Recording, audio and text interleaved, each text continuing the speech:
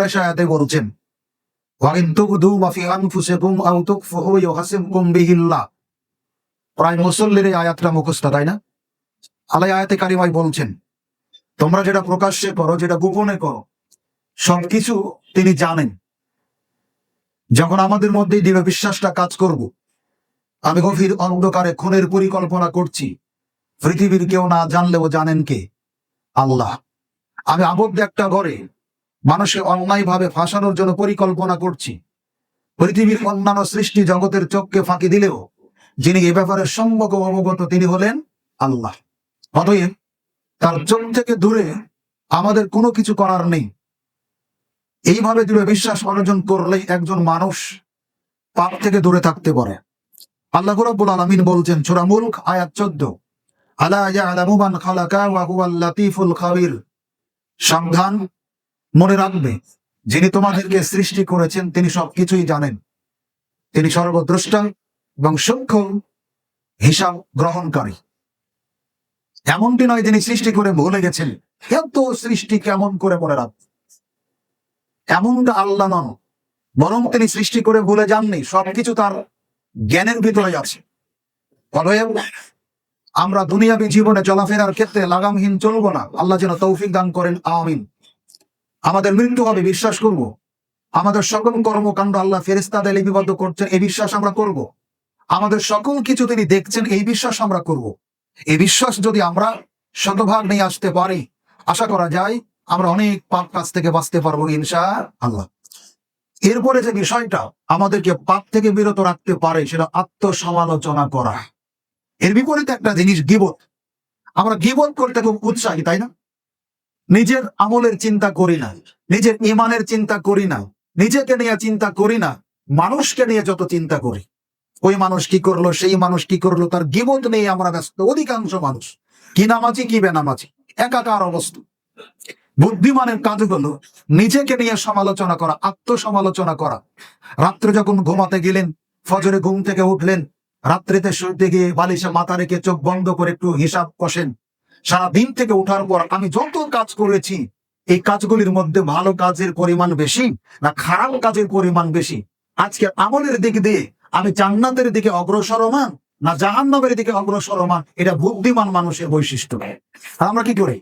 যতক্ষণ ঘুম না আসে ততক্ষণ মানুষকে ফাঁসানো যাবে কিভাবে, ঠকানো যাবে কিভাবে, হয়রানি করা যাবে কিভাবে, যাবতীয় অন্যায় পরিকল্পনা, শেষ পর্যন্ত ঘুমই আসে না ঘুমের ট্যাবলেটটা খেলে। এটা বুদ্ধিমানের কাজ নয়। আত্মসমালোচনা করবো আমরা প্রত্যেকেই।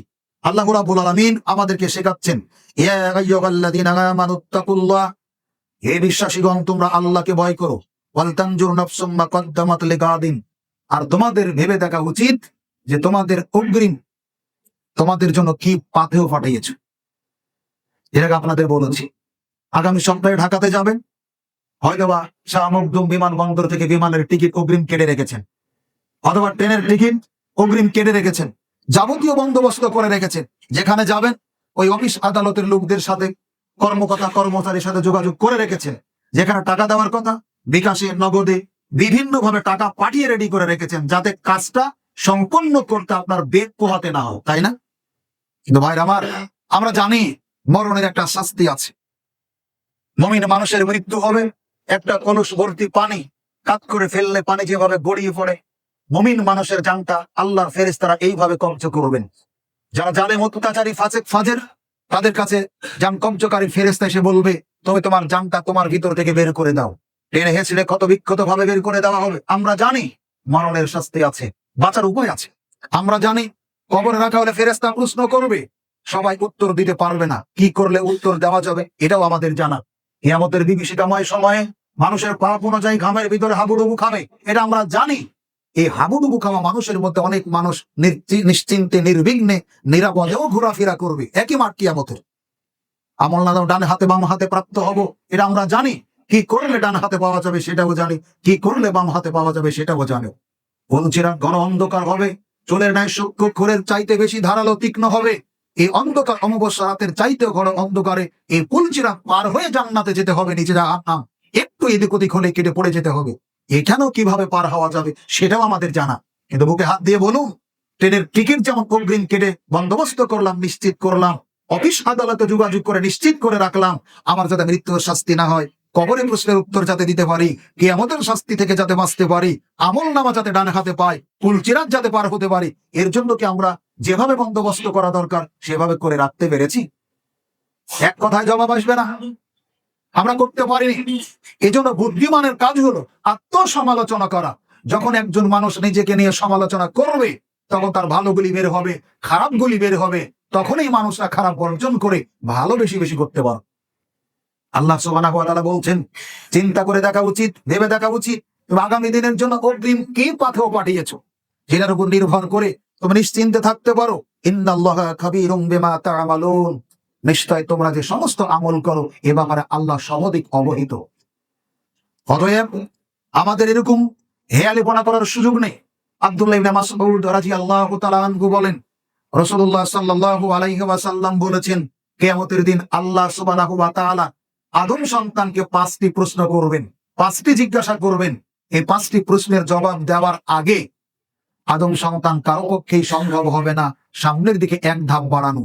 তার প্রথমটা হলো, তিনি বলছেন আন উমরিহি ফিমা আফনাহু, তার হায়াত সম্পর্কে, জিন্দেগি সম্পর্কে, কিভাবে সে তা অতিবাহিত করেছে।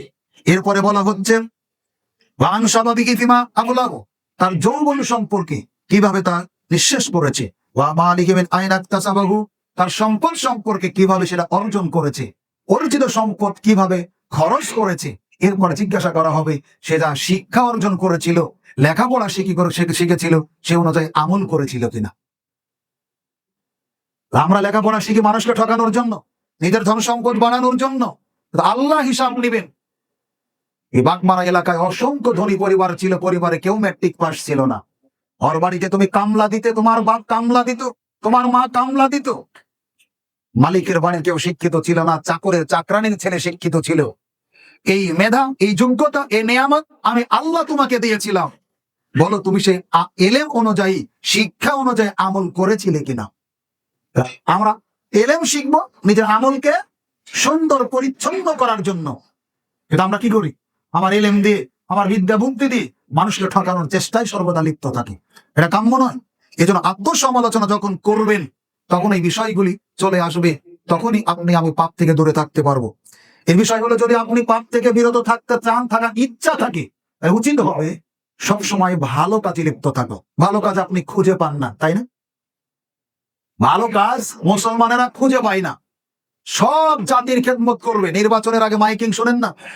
আমি মনে করি পৃথিবীতে মিথ্যাচারের সবচাইতে বড় একটা মাধ্যম এই ভোটে দাঁড়ানো। এই ভোটের ক্যানভাসে যত মিথ্যা বলা হয়, পৃথিবীর আর কোনো মাধ্যমে এত মিথ্যা বলা হয় না। লোকটারে জীবনে কোনোদিন দেখেন পরিচয় নাই, মাইকিং করতেছে, জনদরদি, গরিবের বন্ধু, যখন ডাকি তখন পায়, অনেক ইত্যাদি ইত্যাদি। অথচ এলাকার কেউ তারে চিনে না। সমাজসেবা কি করলো? আপনার বাড়ির ধারে রাস্তাটা ভাঙ্গা, পানি হলে মানুষ যাতায়াত করতে পারে না। বাঘা বাঘা নেতার বাড়ি ওই ভাঙ্গা রাস্তার সামনে, বৃষ্টি হলে কাদা তো নেতাও বের হতে পারে না। আপনাকে বললে সবই তো চিনতে পারবেন, একটু খেয়াল করে দেখেন। আপনার কথাই বলছে, আপনার বাড়ির আশেপাশে নেতার কথাই বলছে। যে নেতাকে আপনিও চিনেন, আমিও চিনি, বাঘা বাঘা নেতা, ইসলামী পন্থী নেতা। সে নেতার বাড়ির সামনে কাদাতে পানি, বৃষ্টির পানি হলে মানুষ না, ও নেতাই যেতে পারে না, এক কোদাল মাটি দেয় না। এবার জনগণের খেদমত করবে, বিশাল বিশাল পোস্টার ব্যানার দিয়ে আপনাকে ধোকা দিচ্ছে। আর এই বিষ খাচ্ছেন আপনি মধু দিয়ে, না হলে চিনি দিয়ে, কারণ এই বিষটা তো অনেক তিতো, তাই না? মধু ছাড়া খেতে পারছেন না। খেদমত করবে কখন? ভোটে দাঁড়াইছে, জেতার, বলেন জেতার আগে না বলো পরে। যদি হেরে যেতে সবই গেল, আর যদি জিতে তাহলে ভোটের খরচের টাকা আগে তুলবে, আপনার সেবা করতেও পারে, যেরকম পাচ্ছেন এরকমই হোক। যে কথা বলছিলাম, ভালো কাজে লিপ্ত থাকুন। ভালো কাজ কি? রাসূল সাল্লাল্লাহু আলাইহি ওয়াসাল্লাম বলছেন, আল ঈমানু সাবগুনা শুবাতান ফাআফজালু কাউলু লা ইলাহা ইল্লাল্লাহ ওয়া আদনাহা ইমাতাতুল আযা আনিত তারিক। শুনে রাখো, ঈমানের 70টির চাইতে বেশি শাখা পোশাখা আছে। সবচাইতে বড় শাখা হলো কাউলু লা ইলাহা ইল্লাল্লাহ, লা ইলাহা ইল্লাল্লাহ তাওহীদ কালেমার স্বীকৃতি দেওয়া। ওয়া আদনাহা ইমাতাতুল আযা আনিত তারিক, আর সবচেয়ে নিম্ন হলো রাস্তাতে কষ্টদায়ক একটা বস্তু পড়ে আছে, এটা সরিয়ে ফেলা।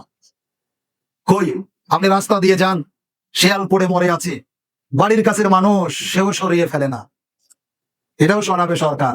আমাদের ধারণা এরকম, এটাও সরাবে কে? দেশের সরকার। মোটরসাইকেল অ্যাক্সিডেন্টে বিড়াল মারে পড়ে আছে, দুর্গন্ধ, মাছি ভন ভন করছে, আপনি খাচ্ছেন, ওই কষা বিড়ালের গোস্তের উপরে মাছি পড়েছিল, এই মাছি আপনার ভাতের উপর পড়ে, আপনি মাছি খেদান কিন্তু বিড়াল সরান না। আল্লাহ রাসূল বলছেন, এক লোক রাস্তাতে একটা গাছ পড়েছিল, সরানোর নিয়ত করেছে, সরায়নি, আল্লাহ তার গুনাহ মাফ করে দিয়েছেন। শুনে খালি সুবহানাল্লাহ বলেন, কিন্তু জীবনে কিছু সরায়েন না যেন। অবাক, এত বক্তব্য দেয়, এত বুঝান, আমার বাড়ির কাছে বিড়াল পচে দুর্গন্ধ ছড়াচ্ছে, আমি ফেলতে রাজি নয়, সরকার সরাবে। এই হলাম আমরা মুসলিম। আপনি দেখছেন মসজিদের সামনে ময়লা, এটা নিষেধ করা যায় না, নিষেধ করলেও দোষ। আমি কেন নিষেধ করবো? আমি কি, আমি তো বাহিরের থানার মানুষ। আপনাদের মসজিদ ময়লা করলে আমার কি, পরিষ্কার রাখলে আমাকে, এটাও বলা যায় না, এ তো গালমন্দ খেতে হয়। রাসূল সাল্লাল্লাহু আলাইহি ওয়াসাল্লাম বলছেন, আপনারা সবাই হাদিসটা জানেন, যারা জেনারেল শিক্ষিত মানুষ তারাও পড়েছেন। আত-তুহুরু বলেন, সবাই পড়েছেন, অন্তত হাই স্কুলে যারা পড়ে তারাও পড়েছে। আত-তুহুরু শাতরুল, বলেন, আত-তুহুরু শাতরুল ঈমান, পবিত্রতা ঈমানের অর্ধেক। পবিত্রতা মানে কি? খালি চুলের শ্যাম্পু করে, দাড়ি শ্যাম্পু করে, জামা পরিষ্কার করে, ক্যালেন্ডার করে ঘোরা, এটাই পরিষ্কার? না দাঁতও পরিষ্কার, দেহ পরিষ্কার, রাস্তাঘাট পরে, এগুলো পরিষ্কার না? তাইলে কই? আমি আমার শরীরের প্রতি যত্নবান যতখানি, বাসা বাড়ির প্রতি যত্নবান যতখানি, আর মানুষ ক্ষতি থেকে বাঁচুক এই ব্যাপারে যত্নবান নয়। অথচ রাসূল বলছেন, ওই হলো প্রকৃত মুসলিম, নিজের জন্য ও যেটা ভালোবাসবে, অপরের জন্য ও সেটা ভালোবাসবে। কলার খোসার উপরে পা পড়ে পিছলে আপনার পা ভেঙে যাক, এটা আপনি চান না, আপনি চাচ্ছেন কেউ পিছলে পড়ে পা ভাঙবো। বোঝা যাচ্ছে আপনি পরিপূর্ণ মুসলিম হতে পারেননি। আল্লাহ রাসূল বলেছেন, আল মুসলিমু মান সালিমাল মুসলিমুনা মিন লিসানিহি ওয়া ইয়াদিহি, ওই হলো প্রকৃত মুসলিম যার হাত থেকে, জবান থেকে অন্যেরা নিরাপদ। আপনার হাত থেকে, মুখ থেকে যদি অন্যেরা নিরাপদ না হয়, আলহাজ হয়েও লাভ হবে না। আপনার সংশোধন এখনই জরুরি, বেঁচে আছেন, মরে যাওয়ার আগে। এজন্য অনুরোধ করব, আমরা পাপ থেকে যদি দূরে থাকতে চাই, সর্বদা সৎ কাজে লিপ্ত থাকতে হবে। তাসবিহ তাহলিল করুন, জিকির আজকার করুন, আপনার বাড়ির সামনে কোনো ভাঙা জায়গায় এখানে 2 কোদাল মাটি দিন, রাস্তাতে গোবর পড়ে আছে এখানে সরিয়ে ফেলুন। এরকম ভালো কাজে সবসময় নিজেকে নিয়োজিত রাখুন, পাপ থেকে বাঁচতে পারবেন। আল্লাহ রাব্বুল আলামিন এ কথাই বলছেন। এরপরে তিনি বলছেন, ইন্নাল হাসানাতা ইউযহিবুনাস সাইয়্যাতি যালিকা যিকরা লিস-সাকিরিন, সূরা হুদ আয়াত 114। আল্লাহ রাব্বুল আলামিন বলছেন, নিশ্চয় মানুষের মন্দ কর্ম করলে ভালো কাজ দিয়ে এটাকে ক্ষমা করে দেওয়া হয়, মিটিয়ে দেওয়া হয়। আর এর মধ্যে উপদেশ আছে, যারা উপদেশ গ্রহণ করবে তাদের জন্য, সবার জন্য উপদেশ নয়। এরপরে আবু যার রাদিয়াল্লাহু তাআলা আনহু বলছেন, রাসূল সাল্লাল্লাহু আলাইহি ওয়াসাল্লামকে জিজ্ঞেস করা হলো, তখন তিনি বললেন, ইত্তাকিল্লাহা হাইসুমা কুনতা, তুমি যেখানেই থাকো আল্লাহকে ভয় করো। তুমি যেখানেই থাকো আল্লাহকে ভয় করো। ওয়াতবিগিস সাইয়্যাতাল হাসানা তামহুহা ওয়া খালিকুন নাসা বিখুলুকিন হাসানিন। শোনো, তুমি যখন খারাপ কাজ করবে, তোমার দ্বারা পাপ কাজ হবে, সাথে সাথে তুমি ভালো একটা কাজ করো। মনে রাখবেন, 1, আল্লাহকে ভয় করো। 2, যখন তোমার মাধ্যমে কোনো ছোট্ট হলেও খারাপ কাজ সংগঠিত হবে, এরপরে তুমি ভালো কাজ করো। আল্লাহ বলেছেন, তাহলে এই ভালো কাজের কারণে আল্লাহ তোমার পাপকে ক্ষমা করে দিবেন। এরপর তিনি বলছেন, তোমার চরিত্রটা, স্বভাবটা ভালো করো, উত্তম চরিত্র, মানুষের সাথে ভালো আচরণ করো। এই 3টা জিনিস মানুষকে পাপাচার থেকে বাঁচাতে পারে, অন্যায় থেকে বাঁচাতে পারে। এরপরের যে বিষয়টা, আল্লাহর জিকির করা, একজন মানুষকে পাপ থেকে বাঁচাতে পারে আল্লাহর জিকির করলে। শুধু পাপ থেকে বাঁচাই না, যতক্ষণ মানুষকে নিয়ে খারাপ পরিকল্পনা করলেন, ততক্ষণ যদি আপনি আল্লাহর জিকির করেন, তাহলে আপনি একদিকে পাপ থেকে বাঁচলেন, আর একদিকে অসংখ্য ফজিলত আপনি লাভ করলেন। এর আগে আপনাদের বলেছি, যেমন রাসূল সাল্লাল্লাহু আলাইহি ওয়াসাল্লামকে জিজ্ঞাসা করা হলো, আইয়ুল মালে খায়রুন ফানাত্তাখিজুহু, আমরা যদি জানতাম উত্তম বস্তু কোনগুলি, তাহলে ওইগুলিকে হেফাজত করে রাখতাম। তখন তিনি বললেন, আফজালুহু লিসানুন জাকিরুন, ওই মুখ হলো উত্তম যেই মুখ আল্লাহর জিকির কর। তাইলে জিকির করলেন, পাপ থেকে বাঁচলেন, আবার উত্তম মুখ। সব মুখ তো উত্তম না, আপনার কাছে উত্তম এই হিসেবে আল্লাহর খাতাতে লেখাতে পারলেন। রাসূল সাল্লাল্লাহু আলাইহি ওয়াসাল্লাম বলছেন, লা হাওলা ওয়ালা কুওয়াতা ইল্লা বিল্লাহ। বলা খুব সহজ, বলেন, লা হাওলা ওয়ালা কুওয়াতা ইল্লা বিল্লাহ। এই তাসবিহটা দিনে রাতের যে যখন নারী পুরুষ ছোট বড় যে যতবার পাঠ করবে, জান্নাতের ভিতরে ততটা ভান্ডারের সে মালিক হবে। তাহলে তাসবিহ যতবার করলাম, অন্যায় পরিকল্পনা থেকে যেমন বাঁচলাম, জান্নাত আমার সম্বল অর্জিত হলো। তিনি বলছেন, সুবহানাল্লাহি ওয়া বিহামদিহি সুবহানাল্লাহিল আযীম। পড়েন তো দেখি, সুবহানাল্লাহি ওয়া বিহামদিহি সুবহানাল্লাহিল আযীম। এই তাসবিহটা প্রতিদিন যে বা যারা 100 বার করে পড়বে, তার আমলনামায় 1000 নেকি লেখা হবে। আল্লাহ রাসূল বলছেন, সুবহানাল্লাহিল আযীম ওয়া বিহামদিহি, একই দোয়া, আগের শব্দটা পরে, পরের শব্দটা আগে। একটু পড়ি তো, সুবহানাল্লাহিল আযীম ওয়া বিহামদিহি। এই তাসবিহটা দিনে রাতে যে যতবার পড়বে, আল্লাহ রাসূল বলছেন, জান্নাতের ভেতরে তার জন্য ততটা খেজুরের গাছ লাগানো হবে। ভাইরা আমার, এত গীবত করি। রাস্তাতে আসতে গল্প করছিলাম, এই মাত্র কয়েক মাসে সারা দেশে যতখানি খুন হয়েছে, আমার মনে হয় বিগত 10 বছর এত হয়। পেপার, পত্রিকা, ফেসবুক, ইউটিউব খুললে তুচ্ছ কারণে, একবারে ঠুনকো কারণে একজন মানুষ আরেকজন মানুষকে হত্যা করছে, কোনো কারণ ছাড়া। কতগুলি কারণ, তার মধ্যে অভিসংখ্য একটা কারণ হলো এই মোবাইল, যেটা আমাদের হাতে ধরে পায়ে ধরে অনড় করে বহুদিন থেকে বলে আসছে। আল্লাহ জিকির আজকারে মশগুল থাকুন, অন্যায় থেকে বাঁচতে পারবেন, নিজের পরকালও ভালো হবে। এজন্য আপনাকে বলছিলাম, রাসূলুল্লাহ সাল্লাল্লাহু আলাইহি ওয়াসাল্লাম বলছেন, মাসালুল লাযী ইয়াশকুরু রাব্বাহু ওয়াল্লাযী লা ইয়াশকুরু মাসালুল হাইয়্যি ওয়াল মাইয়্যিতি। মিশকাতুল মাসাবি 2263 নম্বর হাদিস। তিনি বলছেন, যারা আল্লাহর জিকির করে এবং যারা আল্লাহর জিকির করে না, এই দুই ব্যক্তির মধ্যে পার্থক্য হলো যেমন জীবিত আর মৃত। অর্থাৎ যারা জিকির করে তারা জীবিত, আর যারা জিকির করে না তারা মৃত। আপনি যদি মনে করেন আমি তো জীবিত, তাহলে আপনাকে জিকির করতে হবে। অতএব জিকিরে আপনাকে পাপাচার থেকে বাঁচাতে পারে। আবু দারদা রাদিয়াল্লাহু তাআলা আনহু বলেন, রাসূল সাল্লাল্লাহু আলাইহি ওয়াসাল্লাম বলেছেন, সম্মানের সবচাইতে উঁচু, সম্মানের দিক দিয়ে সবচাইতে উঁচু স্বর্ণ রূপা দান সদকা করার চাইতেও উত্তম, তা হলো আল্লাহর জিকির।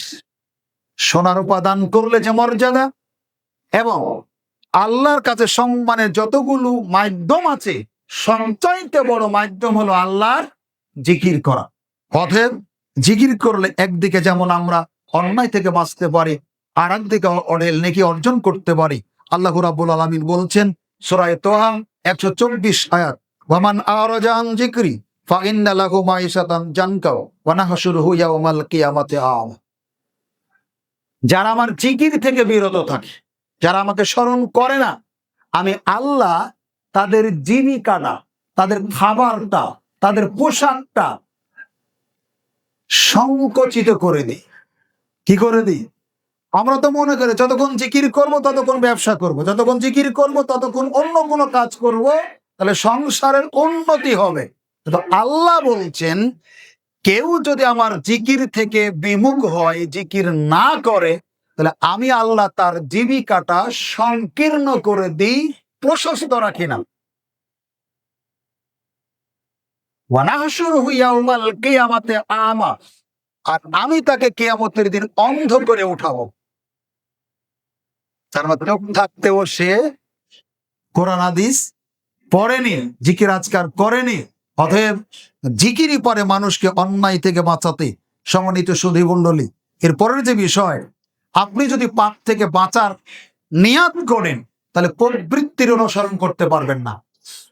প্রবৃত্তি এক জিনিস, আল্লাহর বিধান আর এক জিনিস। ভালো মানুষের বৈশিষ্ট্যই হবে আল্লাহর বিধান দ্বারা নিয়ন্ত্রিত। এটা মানুষের জীবন কি দ্বারা নিয়ন্ত্রিত হবে?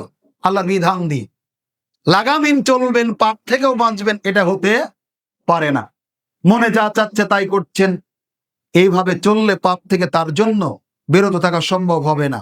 আল্লাহ রাব্বুল আলামিন বলছেন, ইন্নামা ইয়াত্তাবিউনা আহওয়াহুম ওয়া মান আযাল্লা মিম্মান ইত্তাবাআ হাওয়াহু বিগাইরি হাদিহি হুদায়া মিনাল্লাহি ইন্নাল্লাহা লা ইয়াহদিল কাওমাজ জালিমিন। সূরা কাসাস আয়াত 50।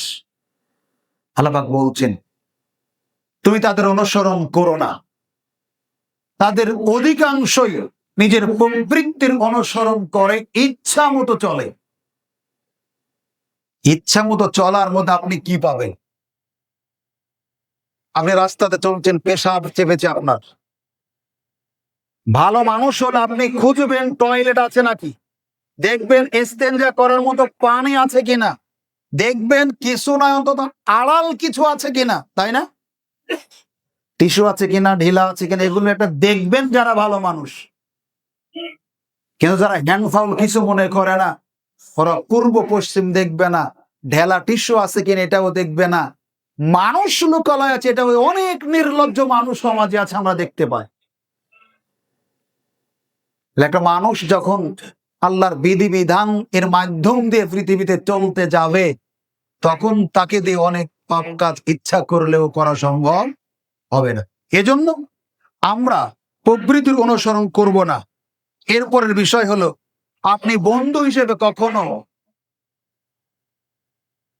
খারাপ যারা তাদের গ্রহণ করবেন না, তাহলে পাপ থেকে বাঁচতে পারবেন না।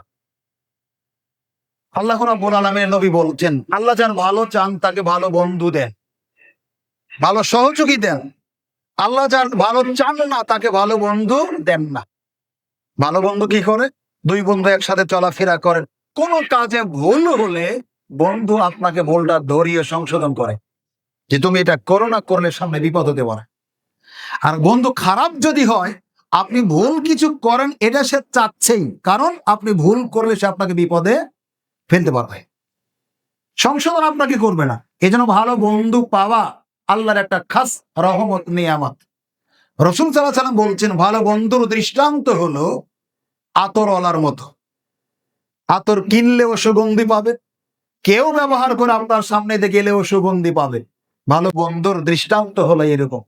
তার সাথে মিশতে মিশতে আপনার দুর্বলতা, আপনার আমলের দুর্বলতা, ঈমানের দুর্বলতা, সে যদি সক্রিয় হয়, পরিপূর্ণ হয়, তার মতো আপনি হয়ে যাবেন।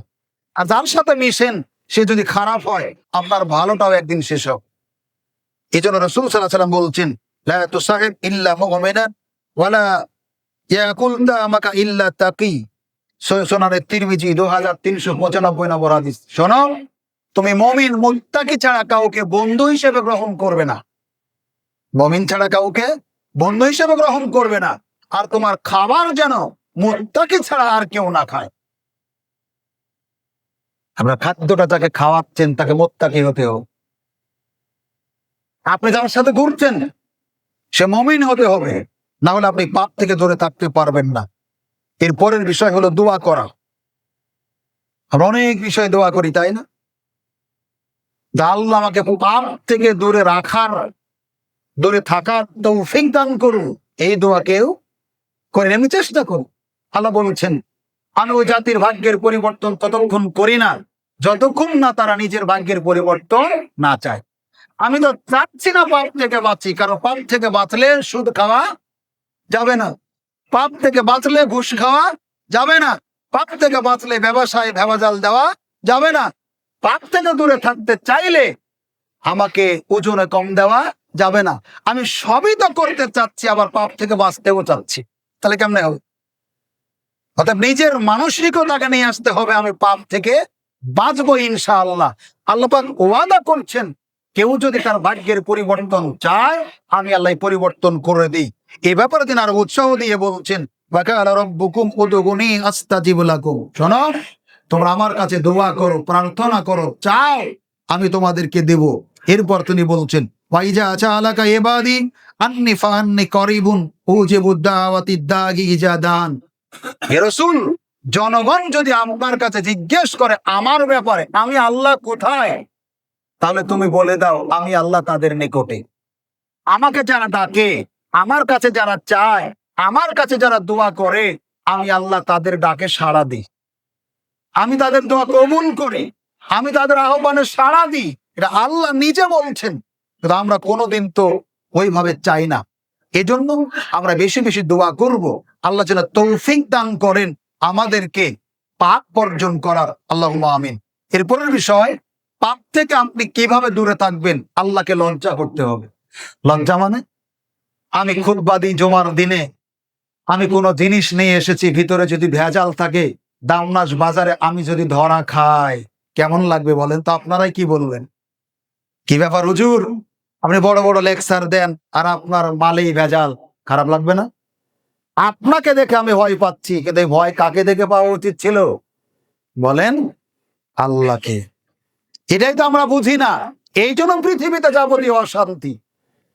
আমি খুতবা দিই, আমি নারী কেলেঙ্কারিতে জড়িত, আপনি যদি জানতে পারেন আমার হাজারো মুসল্লি হাজির হলেন, কি ব্যাপার ইমাম সাহেব, আপনি খুতবা দেন, অথচ আপনি নারী কেলেঙ্কারিতে জড়িয়ে গেলেন। আমি নারী কেলেঙ্কারির সাথে জড়িত হয়েও আর নিজেকে সেভ করার, বাঁচানোর চেষ্টা করি, তাই না? মানুষের চোখ থেকে নিজেকে বাঁচানোর চেষ্টা করি, যে অপবাদটা, এই অন্যায়টা লোক সমাজে জানাজানি হলে আমার মর্যাদা আর থাকবে না। ভাইরা আমার, মানুষ একজন মানুষকে যতখানি ভয় করে, লজ্জা করে, তার চাইতে বেশি লজ্জা করা কাকে উচিত? আল্লাহকে। শুনেছেন না, ওমর রাদিয়াল্লাহু তাআলা আনহুর ছেলের বিবাহ দিবে, পাত্রী খোঁজা হচ্ছে। যিনি খুঁজছেন এক বাড়ির, বা ওমর রাদিয়াল্লাহু তাআলা আনহু সেই বাড়ির পাশেই দিয়ে যাচ্ছিলেন, মা মেয়ে গল্প করছে। গল্পটা কি? বাড়িতে গাভী ছিল, দুধ বিক্রি করে জীবিকা নির্বাহ করে। তো মা বলছে, বেটি দুধের মধ্যে একটু পানি দেওয়া হোক, পরিমাণটা বেশি হবে, দাম বেশি পাওয়া যাবে। 1 কেজি জায়গাতে 1.5 কেজি হলে দাম বেশি পাওয়া যাবে। তো তখন তিনি বলছেন, এটা যদি করি, ওমার যদি জানতে পারো, ওমার যদি ধরতে পারো, তাহলে আমাদের অবস্থা কাহিল হবে। দেখেন, দেশের নেতাও যদি ভালো হয়, এমপি মন্ত্রীও যদি ভালো হয়, এর প্রভাবটা জনগণের উপরে পড়ে। এই আজান হয়েছে, কেউ ক্যারাম বোর্ডে থাকতে পারবে না, কারণ আমার চেয়ারম্যান নামাজ পড়ে। যদি নামাজের আজানের পরে ক্যারাম বোর্ডে দেখে, আমার পিঠের ছাল তুলে দেবে। কিন্তু চেয়ারম্যানই তো গাঁজা খায় আজানের সময়।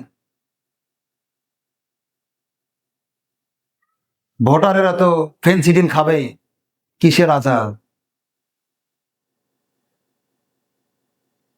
ওমারের খবরদারি চলছে বাড়ির ভিতর থেকে, কেন ওমার ধরতে পারবে না। তোর মেয়ে বলছে, আম্মু, ওমারের চোখকে ফাঁকি দেওয়া গেলেও আল্লাহ সুবহানাহু ওয়া তাআলার চোখকে ফাঁকি দেওয়া যাবে না। ওমারের মেয়ে দেখা শেষ, বলা হলো, দেখো অমুক বাড়িতে একটা মেয়ে আছে, তার সাথেই ছেলেকে বিবাহ দেব। এই হলো তাকওয়া, এই হলো মুত্তাকি, এই হলো পরহেজগারিতা, এই হলো আল্লাহ ভীতিতার উজ্জ্বল দৃষ্টান্ত পৃথিবীতে। আমরা মানুষকে ঠকাচ্ছি, পাপই মনে করছি না, তাই না? মনে 10 টাকা বেশি পাবো, ভেজাল দিচ্ছি। মনে 20 টাকা বেশি পাবো, ওজনে কারচুপি করছি। কত অন্যায় না করছি, কেউ পাপই মনে করছে না। আমাদের উচিত আল্লাহকে লজ্জা করা। আল্লাহ রাব্বুল আলামিন এ ব্যাপারে বলছেন, রাসূল সাল্লাল্লাহু আলাইহি ওয়াসাল্লাম বলছেন, উসিকা আন তাকশা তাস্তাহি মিনাল্লাহি আযজা ওয়া জাল্লা কামা তাস্তাহি রাজুলান মিনাস সালিহি কওমি। শোনো, তোমাদের মধ্যে একটা জাতির কোন লোককে দেখলে তোমরা যতখানি লজ্জা করো, একটা ছাত্র বিড়ি খাচ্ছে শিক্ষক সামনে, লজ্জা করে না? খারাপ কোনো বদ অভ্যাসের সাথে জড়িত, সামনে মুরব্বি দেখে লজ্জা করে। এই সমাজের সম্মানিত মানুষ সবাই তাকে মানে। আল্লাহ রাসূল বলছেন, তোমার সমাজের এই লোককে দেখে যেমন তুমি লজ্জা বোধ করো, তার চাইতে বেশি লজ্জা করো আল্লাহ সুবহানাহু ওয়া তাআলাকে। এই অনুভূতি যখন আমাদের ভিতরে কাজ করবে, তখনই আমরা অন্যায় থেকে বাঁচতে পারবো। আপনার কি ধারণা, আমরা যা কিছু করি আল্লাহ দেখেন না, শোনেন না, তাই না? আল্লাহ পাক বলছেন সূরা আলে ইমরান আয়াত 5, ইন্নাল্লাহা লা ইয়াখফা আলাইহি শাইউন ফিল আরজি ওয়ালা ফিস সামায়ে। শোনো, আসমান জমিনের মধ্যে এমন কোনো কিছু নেই যেটা আল্লাহর দৃষ্টির বাইরে, যেটা আল্লাহ দেখে না। বরং আসমান জমিনের ভিতরে যা কিছু আছে সবকিছু যিনি দেখেন তিনি কে? আল্লাহ। অতএব এই অনুভূতি নিয়ে আমি যে কাজটা করি এটা ভালো, আমার ভালোটা যাতে আল্লাহ দেখেন। রাসূল সাল্লাল্লাহু আলাইহি ওয়াসাল্লাম বলছেন সপ্তাহে 2 দিন বান্দার আমল আল্লাহর কাছে পৌঁছানো হয়, সোমবার আর বৃহস্পতিবারের দিন। এই 2 দিন আমি সিয়াম রাখি। আমি আশা করি, আমি মনে করি, আমার আকাঙ্ক্ষা, আমার প্রত্যাশা, আমার আমল এমন অবস্থায় এমন সময়ে আল্লাহর কাছে পৌঁছানো হচ্ছে যেই সময় আমি সিয়াম অবস্থায় আছি। আমি সিয়াম আছি, এই সময় আমার আমল আল্লাহর কাছে পৌঁছানো হচ্ছে, জমা দেওয়া হচ্ছে। এটা আমার আকাঙ্ক্ষা, এটা আমার প্রত্যাশা। ভাইরা আমার, এই জন্য দুনিয়ার এই পাওয়াই সব পাওয়া নয়, এগুলো থেকে আমাদের বাঁচতে হবে, পরিহার করতে হবে। এই জন্য আল্লাহ সবকিছু দেখেন, শোনেন। এই জন্য আমরা এখান থেকে বিরত থাকবো। পরের যে মাধ্যম, জবাবদিহিতার একটা ভয় রাখতে হবে। অনেকের ধারণা আমরা এসেছি, মারা যাব, শরীরের কিছু উপাদান আছে, পানি যাবে পানির সাথে, মাটি যাবে মাটির সাথে, বাতাস যাবে বাতাসের সাথে, আগুন যাবে আগুনের সাথে, আমার আর কোনো হিসাব দেওয়া লাগবে। এটা হিন্দুদের বিশ্বাস। কাদের বিশ্বাস? মুসলিমদের বিশ্বাস আলাদা, যে কথা আগেই বলেছি। এই জবাব দিতে হবে, যাতে আমাদের এই জবাব দেওয়াটা সহজ হয়। কিয়ামতের দিন 4 ভাবে আল্লাহ আমাদেরকে হয় নির্দোষ না হলে দোষী প্রমাণিত করবেন। কিয়ামতে আমলনামা হাতে ধরিয়ে দিবেন, দিয়ে বলবেন ইকরা কিতাবাকা কাফা বিনাফসিকাল ইয়াওমা আলাইকা হাসিবা। শোনো, তুমি তোমার আমল পড়ো, তুমিই যথেষ্ট নির্ধারণ করার ব্যাপারে, ফয়সালা দেওয়ার ব্যাপারে তুমি জান্নাতি না জাহান্নাম। এটা একটা মাধ্যম। এরপরে আল্লাহর একটা মাধ্যম নেবেন, ফামাইয়ামাল মিসকালা যাররাতিন খায়রা ইয়ারা ওয়া মাইয়ামাল মিসকালা যাররাতিন শাররা ইয়ারা। আমরা পৃথিবীতে কেউ যদি সরিষার দানা পরিমাণ ভালো কাজ করি, এটা আল্লাহ দেখাবেন। সরিষার দানা পরিমাণ খারাপ কাজ করলে এটাও আল্লাহ দেখাবেন। আপনি দেখে আশ্চর্য হবেন, আল্লাহ এত নিরপেক্ষ, আল্লাহ এত উত্তম বিচারক, আপনার কল্পনার বাহিরে। আপনার এমন একটা নেকির কাজ আল্লাহ দেখাবেন, এটা আপনার মনেই নেই, কল্পনাতেও নেই, এটা আল্লাহ দেখাবেন। তিনি হলেন আল্লাহ। এরপরে আর ভাবে তিনি করবেন, কিয়ামতের দিন আমাদের অঙ্গ প্রত্যঙ্গ সাক্ষী দেবে, তাই না? কোথায় কি করেছি, অবিচ্ছেদ্য সাক্ষী, হাত পা চোখ কান নাক মুখ, এগুলো থেকে সাবধান থাকবেন। 4 নম্বর মাধ্যম, আল্লাহ সুবহানাহু ওয়া তাআলা বলছেন ওয়া আখরাজাতিল আরজু আসফালাহা। এই জমিনে চলাফেরার খাতিরে আমরা যেখানে যা কিছু করেছি জমিন এগুলো বলে দিবে। অতএব এই জবাবদিহির ভয় যখন একটা মানুষের মধ্যে কাজ করবে, তখন এই মানুষ যে অন্যায় পাপ হবে না। পরের মাধ্যম, গুনাহের পরিণতি জানা। আমরা অনেক পাপ করি, কিন্তু এই পাপের শাস্তি কি এটা আমরা জানি না, এই জন্য অহরহ পাপ করি, তাই না? বিড়ি খায়, অনেকে মনে করি এটার কি পাপ। জর্দা খায়, গুল খায়, মনে করি এটার কি খায় পাপ। বড় বড় হুজুরেরা তো খায়। দেখেন, আল্লাহ রাসূল বলছেন যারা নিয়মিত এই মাদক দ্রব্য সেবন করবে, তাদের 40 দিনের ইবাদত কবুল হবে না। কল্পনা করেন, যারা বিড়ি সিগারেট জর্দা গুল, এটা তো আপনার কাছে সস্তা নেশা, তাই না? এরকম যত নেশাদার দ্রব্য আছে যারা খায় পান করে, তাদের 40 দিনের ইবাদত কবুল হবে না। 40 দিন পর ভুল বুঝতে পেরে যদি তওবা করে, আল্লাহ কবুল করবেন। এইভাবে 43 হতে হতে গেল, মরার আগে তওবার সুযোগ হলো না। আল্লাহ রাসূল বলছেন কিয়ামতের দিন এর শরাব, জান্নাতের ভিতরে সুপেয় যে পানি, এটা পান করতে পারবেন। নিয়মিত যারা পান করবে, তাদের জাহান্নামী মানুষের শরীর থেকে রক্ত, পুঁজ, ঘাম এগুলো পাত্রে ধারণ করে যারা বিড়ি সিগারেট জর্দা গোল খান, তাদেরকে রক্ত, পুঁজ, ঘাম এগুলো খাওয়ানো হবে। আর আপনি বলছেন এগুলো পাপী নয়। আল্লাহ রাসূল বলছেন, আপনি একটা রাস্তার পাশ দিয়ে যাচ্ছেন, ও রাস্তার ধারে একটা বাড়ি, জানালা খোলা, বাড়ির মালিককে না বলে আপনি উকি মেরেছেন। উকি মারা বুঝেন তো? আপনি জানালা দিয়ে উকি মেরেছেন বাড়ির মালিককে না বলে। আপনার উকি মারা দেখে বাড়ির মালিক যদি কিছু দিয়ে আঘাত করে আপনার চোখটা কানা করে দেয়, এর জন্য কোনো জরিমানা হবে না। কি বোঝাতে পারি না আপনাদের? জীবনে তো শোনেননি, ঢুকে যান বাড়ির ভিতরে, গায়ে কাপড় থাকুক আর না থাকুক, একটা গলা খাগনেও দেন না। রাসূল বলছেন বিনা অনুমতিতে কেউ যদি জানালা দিয়ে উকি মারে, আর বাড়ির মালিক যদি কোনো কিছু দেন আঘাত করার চোখটা অন্ধ করে দেয়, শরীয়ত এর জন্য কোনো জরিমানা নির্ধারণ করেনি, এটাই তার শাস্তি। অনুমতি না নিয়ে উকি মারলো কেন? আপনাকে, আপনার আমার কাছে যেটা পাপই নয়, এরকম 2টা কথা বললাম আপনাকে। তাহলে অন্য যেগুলো নিলেন কত বড় পাপ। সুদ খাচ্ছি, বলছি এটার কি পাপ? আল্লাহ রাসূল বলছেন জেনে শুনে সুদ খাওয়া নিজের মায়ের সাথে জেনা করার মতো পাপ। যে মা আপনাকে পেটে ধারণ করেছেন, প্রসব করেছেন, 2 বছর দুধ পান করিয়েছেন, পৃথিবীতে এরকম পৃথিবীতে অনেক অন্যায় হয়, অনেক অমানবিক কাজ হয়, পৃথিবীতে অনেক দুশ্চরিত্রের মানুষ আছে, কিন্তু মায়ের সাথে জেনা করেছে আজ পর্যন্ত হয়তো প্রমাণিত হয়নি। মেয়েকে ধর্ষণ করেছে প্রমাণিত হয়েছে, অন্যান্য সাথে হয়েছে প্রমাণিত হয়েছে, নিজের মাকে ধর্ষণ করেছে এরকম প্রমাণিত হয়নি। সুদ এমন একটা পাপ, নিজের মায়ের সাথে জেনা করার সমান পাপ। অহরহ খাচ্ছি, চুলে মেহেদি দিয়ে খাচ্ছি, দাড়িতে মেহেদি দিয়ে খাচ্ছি, তাহাজ্জুদ পড়ে আমি খাচ্ছি, সুদকে পাপই মনে করছি না, তা তওবা করবো কখন? অতএব এগুলোর জবাব দিতে হবে, এগুলোর পরিণতি কঠিন এবং কঠোর। এগুলো একটা মানুষ যখন জানবে কোন পাপের শাস্তি কেমন, তখন এই মানুষটা পাপ থেকে বাঁচার চেষ্টা করবে। এরপরের যে বিষয়টা, সেটা পাপকে সবসময় বড় মনে করবে। রাসূল সাল্লাল্লাহু আলাইহি ওয়াসাল্লাম বলেছেন, যারা মুমিন তারা পাপকে মনে করে যেন তাদের মাথার উপরে পাহাড় লটকানো আছে, একটু কিছু হলেই ধসে পড়ে মারা যাবে। আর যারা পাপাচা, এরা মনে করে নাকের উপরে যে মাছি, এই মাছির মতো পাপ, একটু তাড়া দিলাম মাছি চলে গেল। না, পাপকে কখনো হালকা মনে করবেন না, বড় মনে করবেন। রাসূল সাল্লাল্লাহু আলাইহি ওয়াসাল্লাম আয়েশাকে বলেছিলেন, আয়েশা তোমার জীবনে ছোট্ট পাপগুলিও বড় মনে করবে, এই ছোট পাপ জমা হতে হতে বিরাট পাপে পরিণত হয়। সম্মানিত সুধী মণ্ডলী, অঙ্গ প্রত্যঙ্গ সাক্ষী দিবে, যে কথা আগেই বলেছি। এজন্য এইগুলিকে আপনি যথাযথ মূল্যায়ন করার চেষ্টা করুন। আল্লাহ সুবহানাহু ওয়া তাআলা বলছেন সূরা ইয়াসিন আয়াত 65, আল ইয়াউমা নাখতামু আলা আফওয়াহিহিম ওয়া তুকাল্লিমুনা আইদিহিম ওয়া তাশহাদু আরজুলুহুম বিমা কানু ইয়াকসিবুন। কিয়ামতের দিন তোমাদের পা, তোমাদের মুখ, তোমাদের হাত তোমাদের বিপক্ষে সাক্ষী দিবে। চোখ আল্লাহ দিয়েছেন, খারাপ কিছু দেখবেন না। এত ফেসবুক ইউটিউব কেন টিকেন? মাঝে মধ্যে এই চক্ষু শিবিরের ক্যাম্পেইনের মাইকিং শুনলে মনে হয় এত সব মানুষের কাটা লাগতেছে কেন? ভাইরা আমার, অনেক মুরব্বীরে দেখবেন বয়স 100 পার হয়ে গেছে, ওষার আখ এটা দাঁত দিয়ে ও নিজে খায়। সুবহানাল্লাহ, এটা আল্লাহর নিয়ামত। 110 বছর আপ বয়স, খালি চোখে কোরআন মাজিদ পড়ে। আছে না বাবা, আছে না? কিন্তু আবার যৌবন, আমার জীবন, আমার যৌন ক্ষমতা সবকিছু যেন আমি মোবাইলকে দিয়ে দিয়েছি।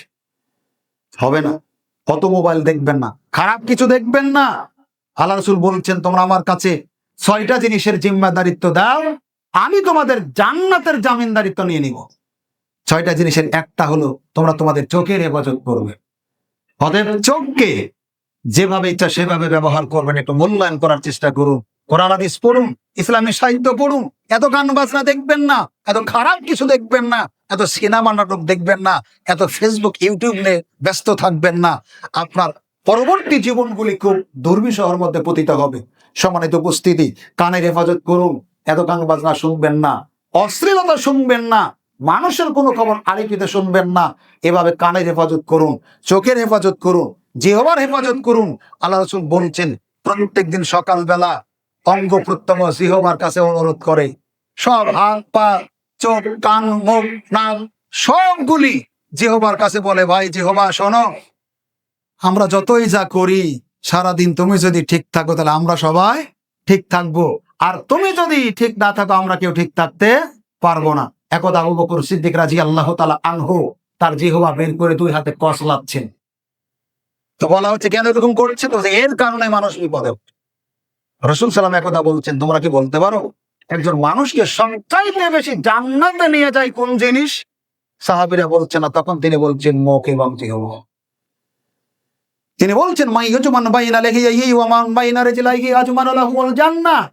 তোমরা যদি আমার কাছে 2টা জিনিসের জিম্মাদারিত্ব দাও, মুখের আর লজ্জাস্থানের, আমি ওয়াদা করছি তোমাকে জান্নাতে ঢোকাবো।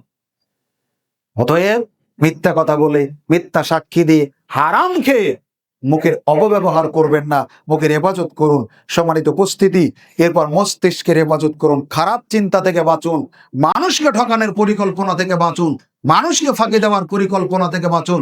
সবচাইতে বড় কথা, আমরা যখন পাপকে পাপ বলে স্বীকার করব, তখন আমার অন্তর বলবে এখন তুমি তওবা করো, তাই না? আর যতক্ষণ পাপকে পাপ মনে করবো না, ততক্ষণ তওবা করার পক্ষে অন্তর আশ্রয় প্রশ্রয় দিবে না। কারণ এই অন্তর 3 ধরনের। একটা অন্তর মানুষকে ভালো কাজের প্রতি উৎসাহিত করে, আর এক অন্তর মানুষকে খারাপ কাজের দিকে উৎসাহিত করে, আর একটা মাঝখানে থাকে। এই জন্য আমাদের কাছে খারাপ অন্তরটা যাতে জয়ী হতে না পারে, এই জন্য তওবা জরুরি। আল্লাহ রাসূলের জীবনের কোনো অন্যায় পাপ ছিল না, তথাপি প্রত্যেক দিন 70 থেকে 100 বার করে তওবা করতেন। আমি মাঝে মধ্যে আপনাদের জিজ্ঞেস করি, বলেন তো ফজরের পর থেকে জমা পড়তে এসেছি, 5 বার তওবা করেছি, এরকম কোন আল্লাহর বান্দা আছেন? না। কারণ আমাদের মনেই নাই, ব্যবসার ব্যস্ততায়, সংসারের ব্যস্ততায়, ব্যক্তিগত ব্যস্ততায় আমি যে অন্যায় করেছি মনেই করিনি, তাহলে তওবা করব কখন? আল্লাহ পাক বলছেন, ইল্লা মান তাবা ওয়া আমানা ওয়া আমিলা আমালান সলিহান ফাউলাইকা ইউবাদদিলুল্লাহু সাইয়্যাতিহিম হাসানা।